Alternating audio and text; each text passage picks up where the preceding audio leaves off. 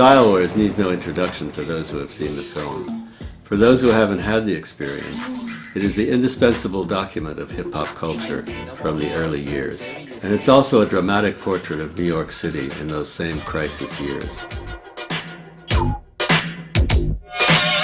Broken glass everywhere. The Bronx ablaze, city bankrupt, citizens and public officials at each other's throats, while the youth of the city gave birth to a cultural movement that took the world by storm. I'm Henry Chalfant, and I'm visiting LA, and actually I came out to LA to screen my film Style Wars in its restored condition, and it's a film we made back in the early 80s about hip-hop in New York, graffiti artists, break dancers, DJs and MCs to a lesser degree, but it's more about the visual art and the dance.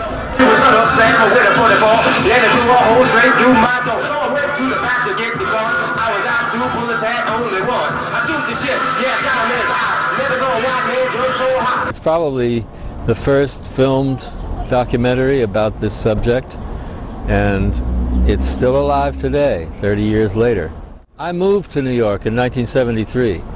And so I had fresh eyes, and I was riding the train to work every morning and seeing new stuff.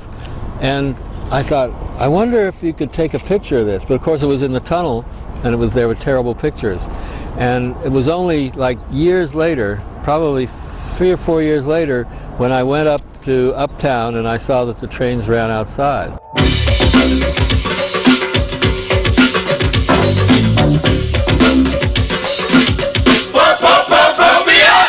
And I thought, aha, now I can catch pictures. So I began what became a real obsession for about, I don't know, 7 or 8 years.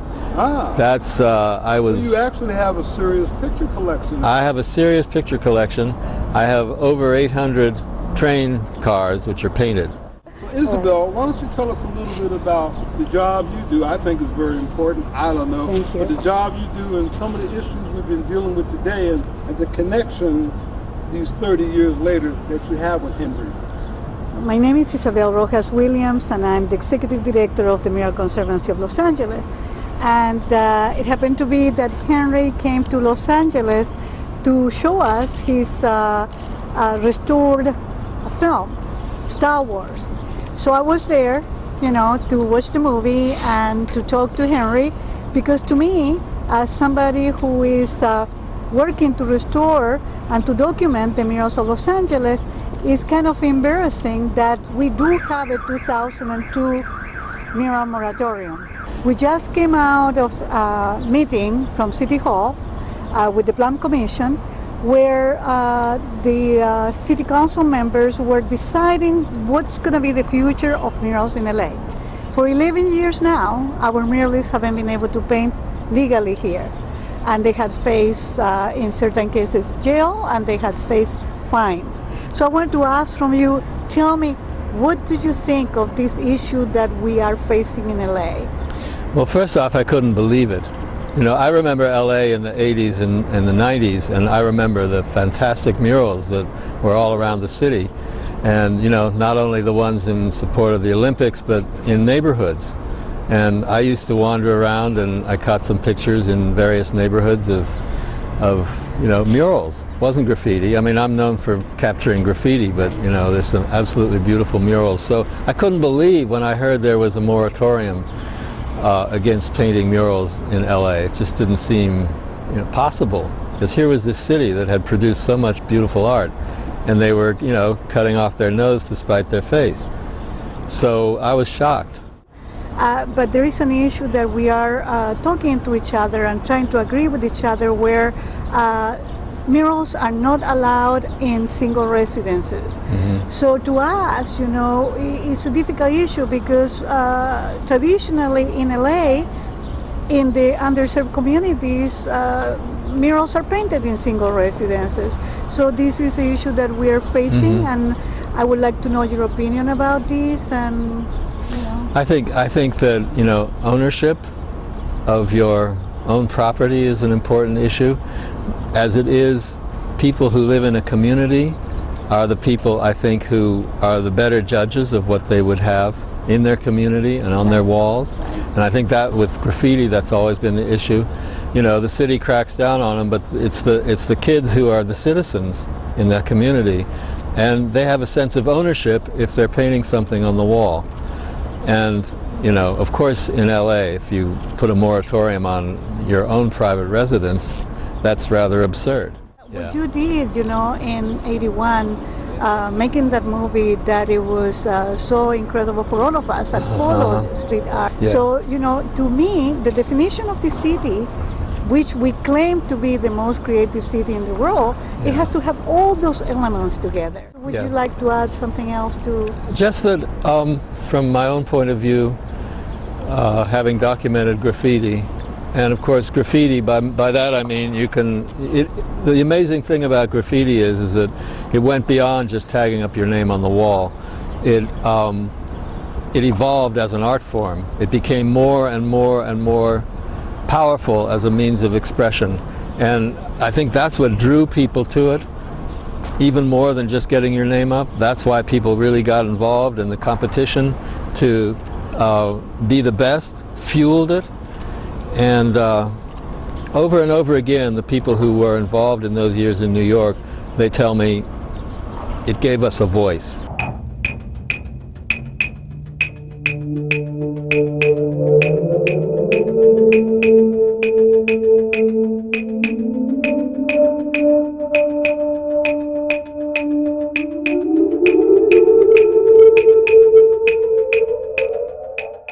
It gave us a voice we didn't have before, so, you know, well, that's so exactly, important. Absolutely. And, you know, we at the Mural Conservancy of Los Angeles, we embrace graffiti artists.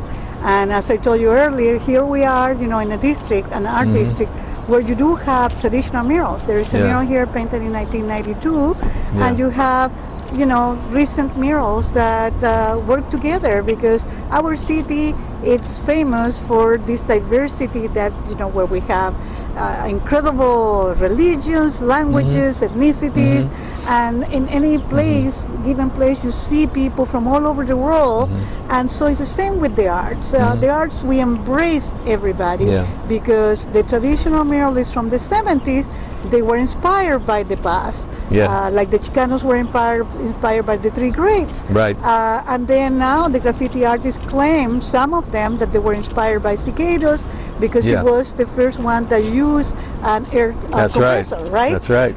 So we do embrace graffiti artists. We don't appreciate anybody going and tagging our wonderful murals, but we love graffiti artists as well. But most graffiti artists who have evolved, and you know, that I know, have been inspired by mural artists. Let me just say, the most amazing thing for me is I would see you could see maybe 12 cars and the same guy did it. Yeah. I used to wonder, how could they do the whole thing against the law, in the dark maybe? I was like, but you could see the guy did the whole, every car. And it's usually a crew that did it. Maybe not one guy.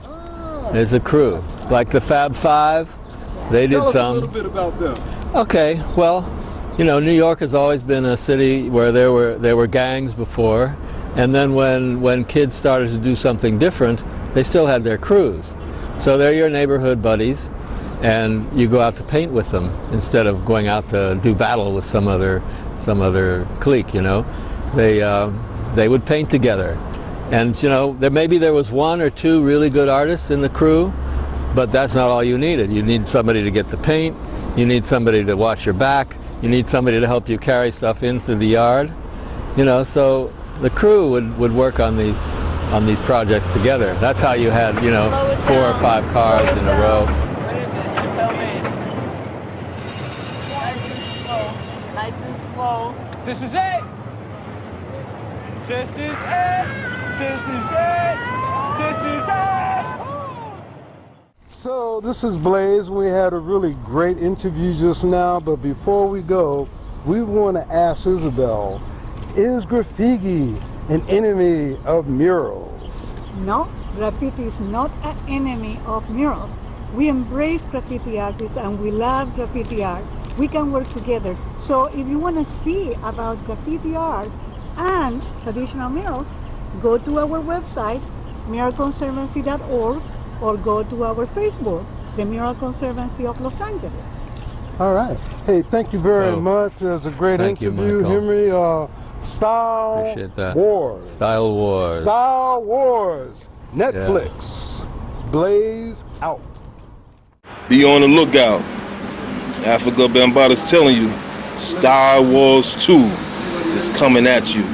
That's right, I'm at war. I'm warring myself. Wait a second. Star Wars 2?